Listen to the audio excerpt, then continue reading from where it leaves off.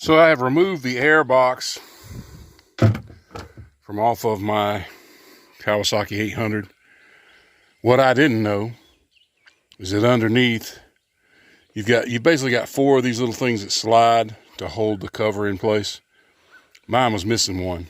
I found it down in the hull, one that was loose, so it was actually two missing. One fell off. I got it over there. But anyway, you've got to slide 1, 2, 3, 4, 5, 6 of these to the side. And then this cover comes off. I've never heard anybody explain this, so I'm explaining it on my video. I noticed I got a lot of two-stroke oil in here. I had one bolt on this flame arrestor, which is what this is, keep this thing from catching on fire. It was really dirty, and I had one bolt sticking out like this, so I don't know whether that affected anything or not, but it was loose. This has really got to be cleaned up. It's kind of gnarly. So 4 10mm bolts. Now when this is in the ski, you can only see the two lower ones because you're looking at it like this. So you see two that are very obvious, but you've got two more up higher that you've got to get to. And I use a 10mm flex head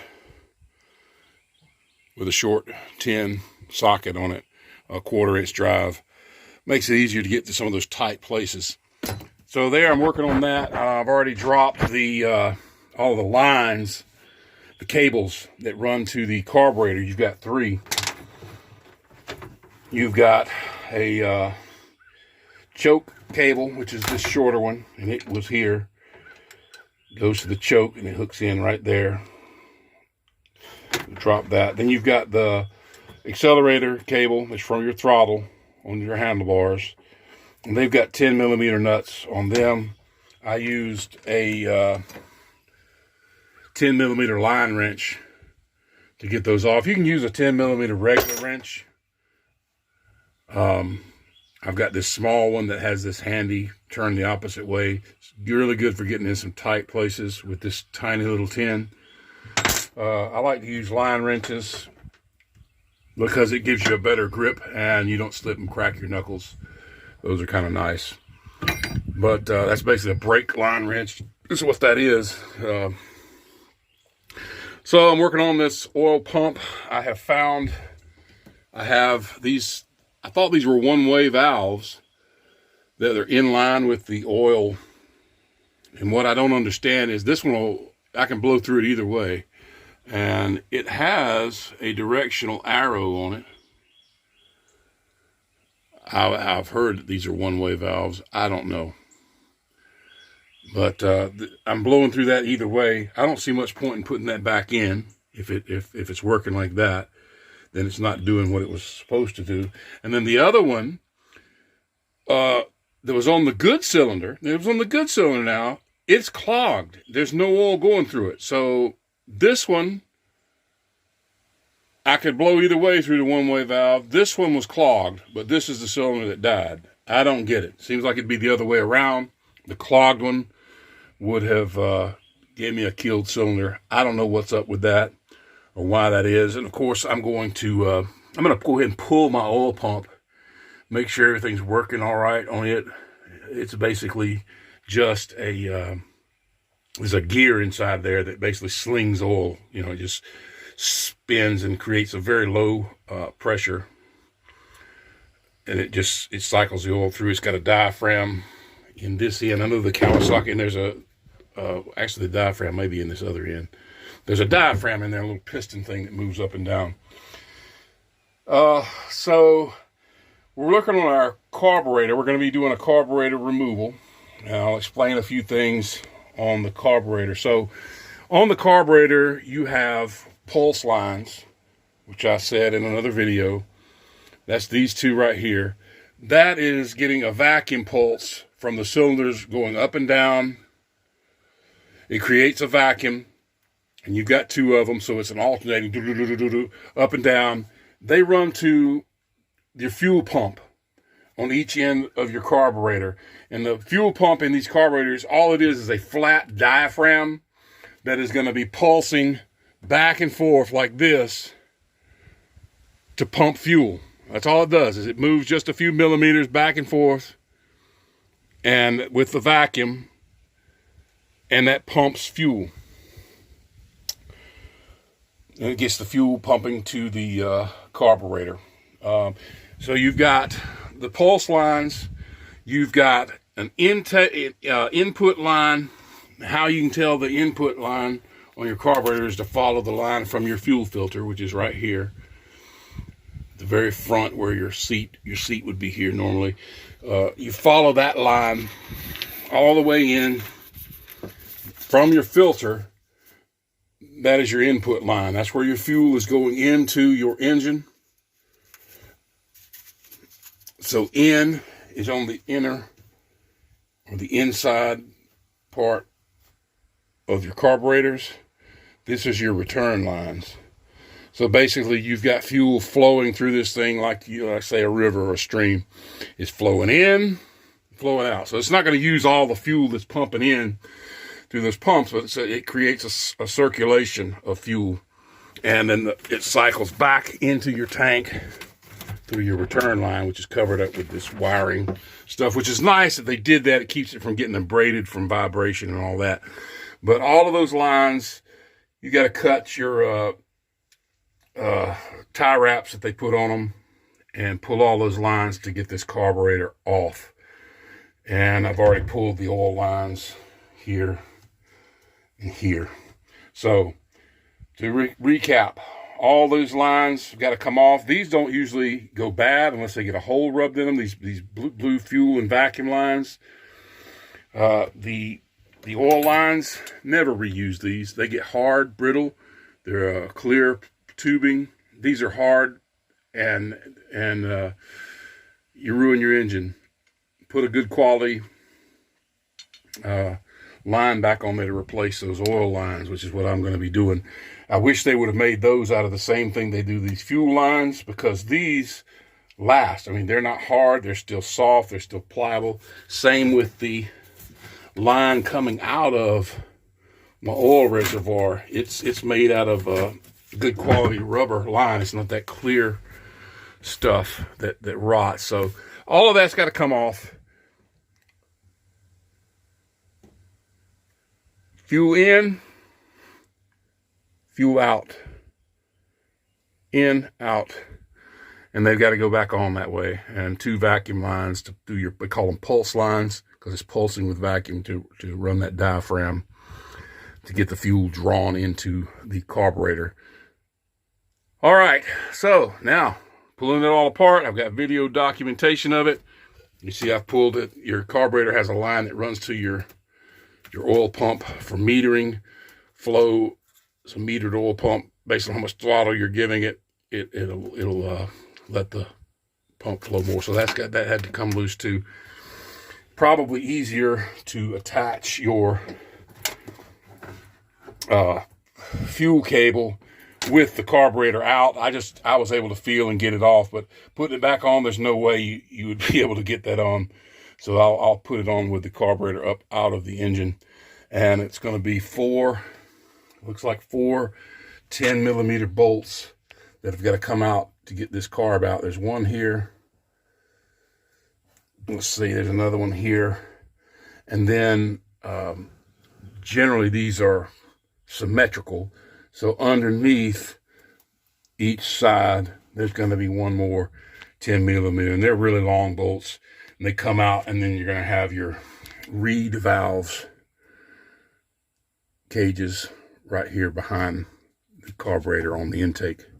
And I'll check those too once I get the carburetor off. Okay, so there is something. You can see the center screen's got a little plastic cap.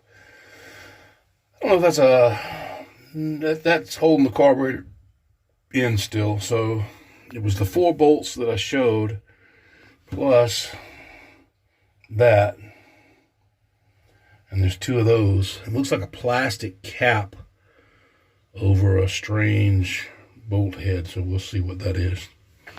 Okay, it appears to be a hex head. What is that, 3/16 maybe?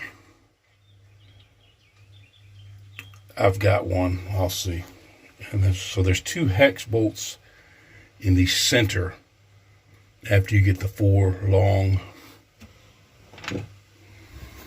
for these long 10mm bolts that hold in the carburetor.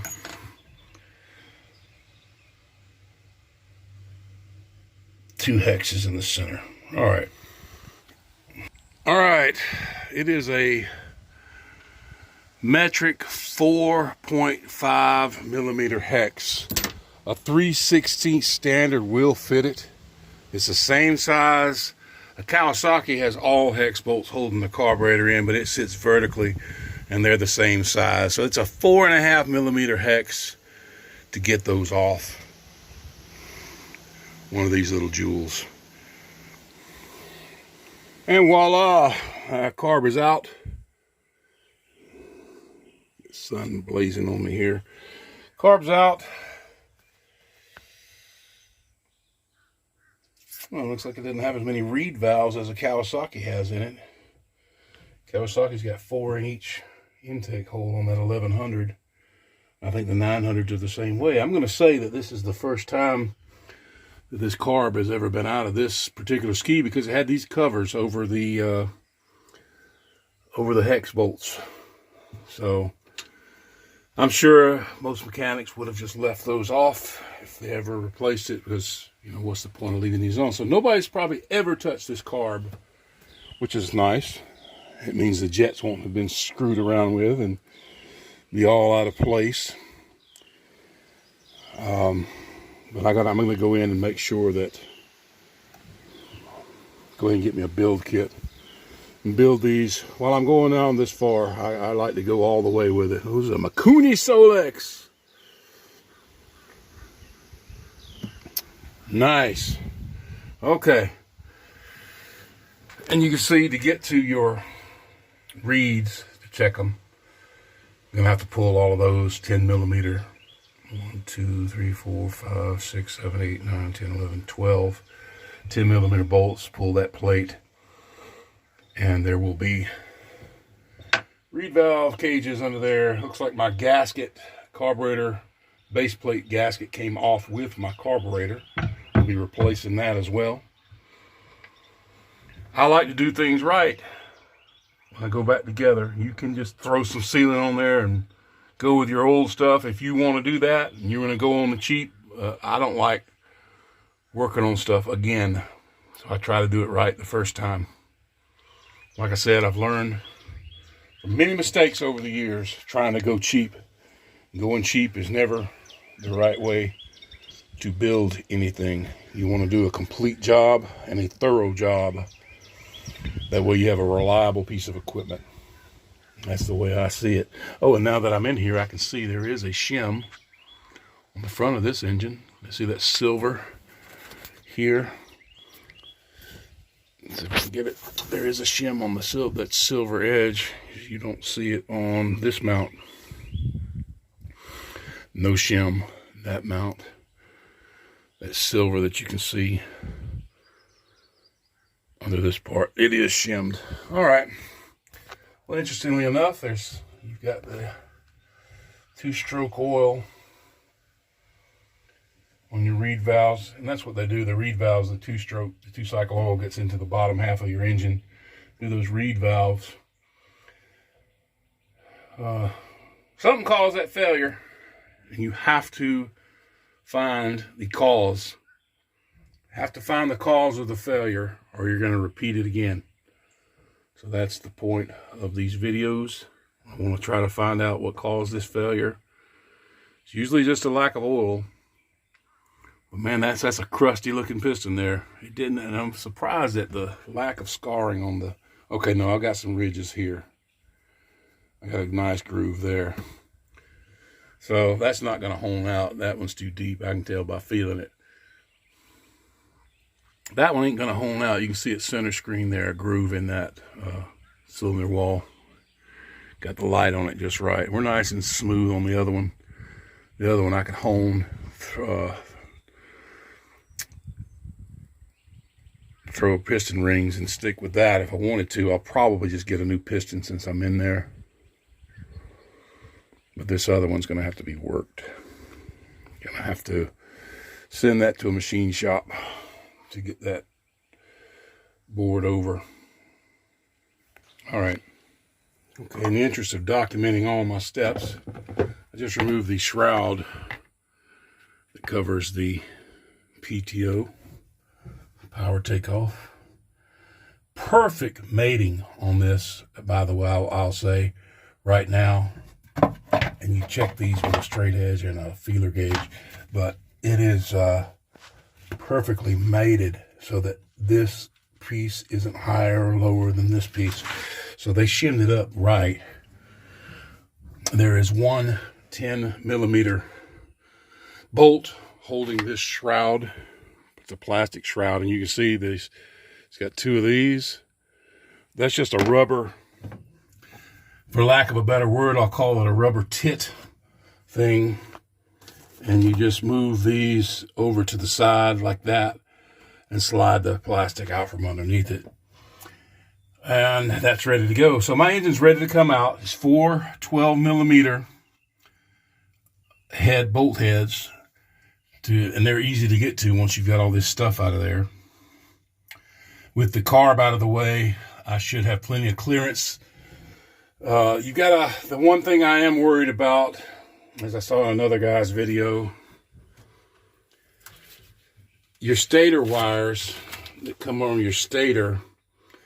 In a Kawasaki, they have waterproof disconnect clips. On this Yamaha, they go directly into your CDI box where all your electronics are protected from water here in this box. And they do not have a connector anywhere in the line. Now, I'll have to look inside the box. It looks like you have to basically unwire it to have the stator cover go with the engine. So that's an issue to be aware of. Most of the stators that I've fooled with, it looks like the stator is actually got engine mounts on this thing. Doesn't look like it's separate. But man, I don't like the way they did that. Okay, I like having a disconnect so that you can do the whole thing. I don't really want to pull this stator cover, especially since it's integrated into the engine mounts on this engine. Somebody's been in there before because I'm seeing clear silicone sealant. So at least at some point in this thing's life, someone has replaced the stator at the very least. And of course I took the oil pump off, and it's two 10mm bolts holding the oil pump in place. I can show you that. So there's our oil pump. I did feel to spin the shaft. It fits into a little groove in the end of the crankshaft that turns this gear in there that slings the oil. Nice and free. Oil pump feels good. I will test it with a drill. I'll put a drill on there and hook it up to the tank and check the flow that way. I'll also prime it that way with a drill. Prime it so that I'm not running this engine dry. Another way you can do it is to go ahead and run premix in your first tank after a build of an engine. If you didn't prime your lines and get your oil, I would just prime the lines. It's easy enough to do. Very easy to get this pump off with the two 10mm bolts. But again, we've got an in and out. And the ones with the blue looking coloring, those are your outs. Those go out to the carbs. And if it matters, this went to this top one. It sits in here like this. Those are return lines on there that return flow to the oil tank. They don't have those on the Kawasaki. I think it's the same company that makes this pump, though. It looks very similar. But they don't have return lines to the pump on the Kawasaki. This one does. And then your back cylinder toward the rear is this one that I'm touching here. And your front cylinder, if it matters at all. I don't know that it matters. But if it does, there you go. And again, this is the bleeder screw that you can take out. There's an O-ring under that. to get all the air out of, if you're replacing this line that goes to your tank, you can get all the air out by removing that screw right there and bleed all the air bubbles out of that line. So let's put that away. And what I'm going to do is put the cylinder head back on, put those engine removal hooks that this engine comes with back in. Of course, I've got to slide forward just a little to clear the coupler, and it should be able to come right out. My last connections will be water hoses that are going to be coming from the jet pump.